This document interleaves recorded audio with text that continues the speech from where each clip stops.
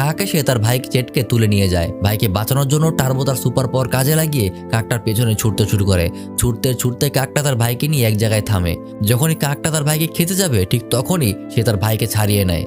কাকটা আর তার ভাইকে খেতে পারে না। এরপর তারা যখন দুই ভাই রাস্তার মাঝে কথা বলছিল তখনই টিটো নামের একটা মোটা ছেলে এসে তাদেরকে ধরে নিয়ে যায়। আসলে এই ছেলেটা রুটির দোকানে মানুষকে শামুকের রেস দেখাতো এবং শামুকের রেস করে সে কিছু টাকা ইনকাম করতো। সে টার্বো আর তার ভাইকে নিয়ে বেশ কয়েকটা শামুকের সাথে দাঁড় করিয়ে দেয় রেস করার জন্য। কিন্তু যখন রেস শুরু হয় তখন সবগুলো শামুক তাদের নিজ গতিতে চলতে শুরু করে আর টার্বো বোকার মতো চুপ করে দাঁড়িয়ে থাকে। এটা থেকে সবগুলি লোক টিটোর উপর হাসাহাসি শুরু করে দেয়। কিন্তু হঠাৎ টার্বো তার সুপার পাওয়ার দিয়ে বেশ কয়েক পাক এত জোরে ঘুরে আসে যে মানুষজন একদম অবাক হয়ে যায়।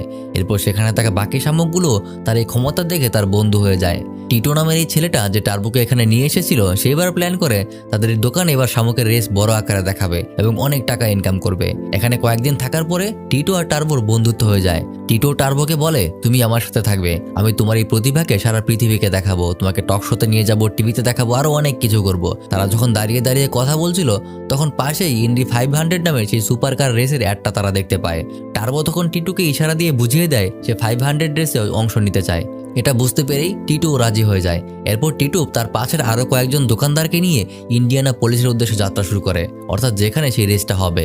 যাওয়ার সময় তারা অনেক মজা করে, সবাই মিলে গান করে আর এভাবেই তারা সেই জায়গাটায় পৌঁছে যায়। তারা স্টেডিয়ামের ভিতর ঢুকে খুব অবাক হয়ে যায়, কারণ জায়গাটা এত বড় হবে তারা কেউই কল্পনা করতে পারেনি। টার্বোর খুশি একটু বেশিই ছিল, কারণ এখন সে তার স্বপ্নের জায়গায় পৌঁছে গেছে। এরপর তারা গানিয়েকে দেখতে পায় সে রেসের ট্রেকে নিজেকে পরীক্ষা করছে। দিকে টার্বো তার রেস দেখার জন্য সবচেয়ে উঁচু জায়গায় চলে যায়। গানি এত জোরে চালাচ্ছিল যে সবাই অবাক হয়ে যায়।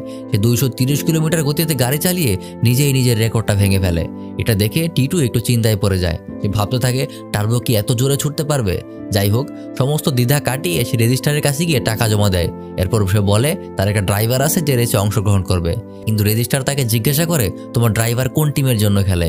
কিন্তু আসলে তো টার্বো কোনো টিমের জন্যই খেলতো না, তাই টিটু বানিয়ে তার দোকানের নামটা বলে দেয়। কিন্তু সেই লোকটা তো দোকানের নামে কিছুই খুঁজে পায় না। এরপর সে জিজ্ঞাসা করে তোমার ড্রাইভার কি টেস্টে পাস করেছে। তখন টিটু তাকে কাছে ডেকে বলে তুমি যা চাইবে আমি তোমাকে তাই দেবো, শুধু রেজিস্টারটা করে দাও। কিন্তু এভাবে ঘুষ দিতে চাওয়ার অপরাধে তারা তাকে সেখান থেকে বের করে দেয়। এদিকে দেখা যায় গানিয়ে তার রেস শেষ করে থেমেছে আর সাংবাদিকরা তার ইন্টারভিউ নেওয়ার জন্য তার আশেপাশে ভিড় জমিয়েছে। সে যখন ইন্টারভিউ দিচ্ছিল তখন টার্বো টিটুকে ঠেলে সেখানে নিয়ে যায়। এদিকে পরিস্থিতি থামানোর জন্য সেখানে সে রেজিস্ট্রারের কাছে ক্ষমা চায়।